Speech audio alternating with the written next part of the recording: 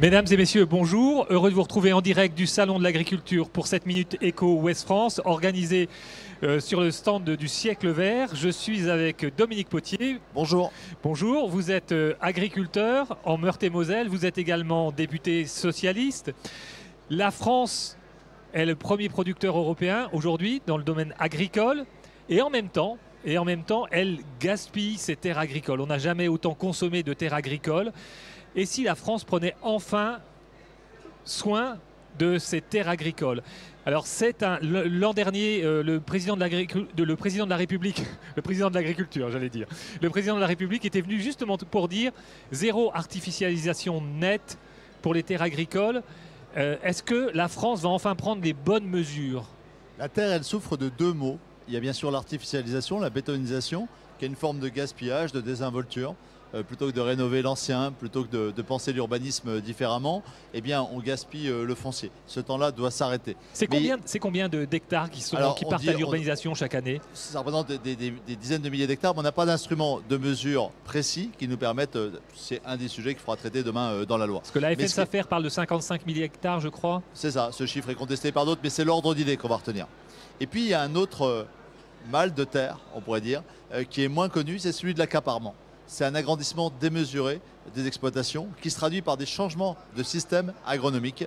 On part de systèmes diversifiés de polyculture élevage à taille humaine, à des fermes qui ressemblent plus à des firmes et dont les systèmes de culture sont tellement simplifiés qu'ils finissent par perdre de la valeur ajoutée sociale puisqu'on détruit de l'emploi, qui perdent de la valeur économique, on produit moins de valeur ajoutée économique sur ces grandes fermes et troisièmement, on détruit de la valeur écologique parce qu'on a dégradé l'agronomie. Ce phénomène de l'accaparement, il est exponentiel depuis une dizaine d'années.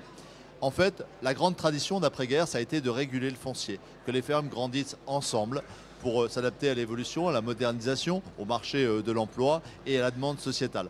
Aujourd'hui, il y a un grand dérapage, c'est qu'on ne contrôle plus rien. Il y a des marchés fonciers, celui du travail à façon, celui du phénomène sociétaire qui passe en dessous de tous les radars du contrôle public, qui font n'importe quoi. Donc on a une affaire sur trois qui échappe au contrôle et on a une sorte de dérive exponentielle du libéralisme en agriculture. Alors comment est-ce qu'elles peuvent échapper à tout contrôle puisque les FNSAFER normalement ont un droit de préemption? Expliquez-nous.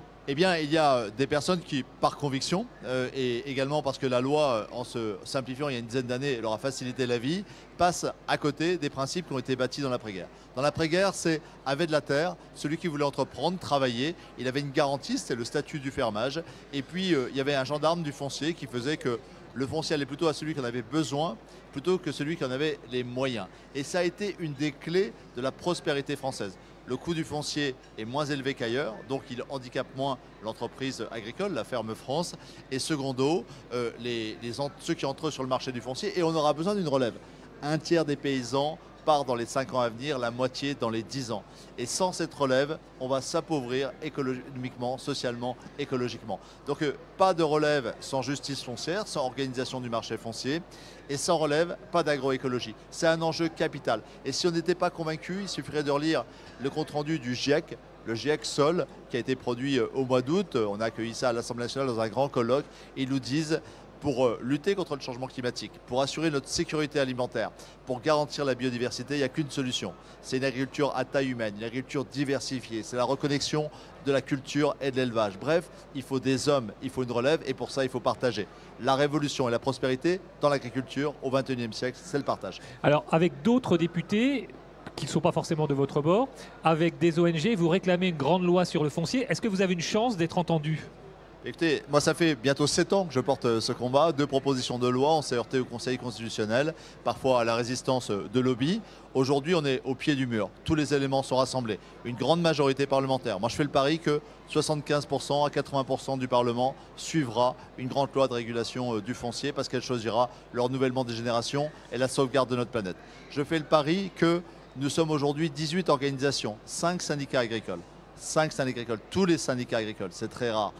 9 organisations non gouvernementales, les parcs naturels, certes, mais également les régions de France, les communautés de communes de France. Tous ensemble le disent, le laisser-aller, le libéralisme est en train de détruire toutes nos valeurs, y compris nos valeurs du sens républicain aujourd'hui. Et il faut une loi de justice, une loi de régulation.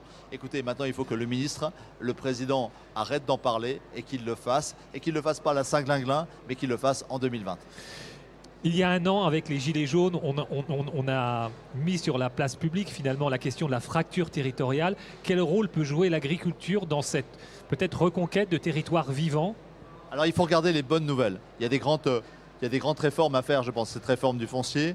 Il faut réguler les marchés, il faut réguler les marchés à l'échelle nationale, européenne et bien sûr à l'échelle mondiale. Il faut en finir avec ces traités internationaux où une agriculture détruit une autre agriculture.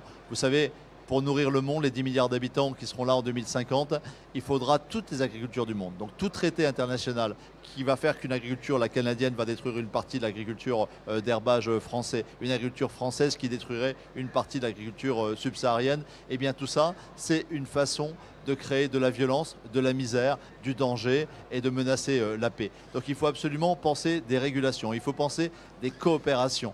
Et puis, c'est extrêmement important, il faut réconcilier l'agriculture et la société, il faut réconcilier les villes et les campagnes. Moi je crois au plan alimentaire territoriaux, je crois à la haute valeur environnementale numéro 3, je crois à toute cette capacité à réconcilier autour de la nourriture, une nourriture de qualité pour tous les Français et leur agriculture. Vous savez, l'agribashing, c'est un poison dont certains font leur miel.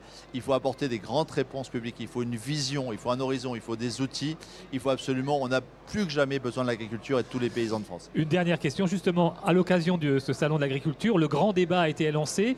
Est-ce que ça peut être l'occasion, effectivement, de réconcilier les Français et l'agriculture? Il faut saisir toutes les occasions. Celle des stages généraux de l'alimentation était une belle intuition. Elle a été ruinée par la pauvreté de la loi et par la pauvreté, je dois le dire, du débat parlementaire. On a une seconde chance avec ce débat sur la politique agricole commune qui est imposée par la Commission européenne et qui va être confiée à la Commission nationale du débat public. J'y prendrai toute ma part. Moi, j'invite tous les citoyens de notre pays, paysans, pas paysans, de la ville, de la campagne, quelle que soit leur sensibilité, dans leur diversité, à venir dire leur espérance pour le milieu rural, leur espérance pour la terre, pour une terre vivante, leur espérance dans les paysans, les agriculteurs de France pour nourrir le monde et pour redonner du sens à nos vies.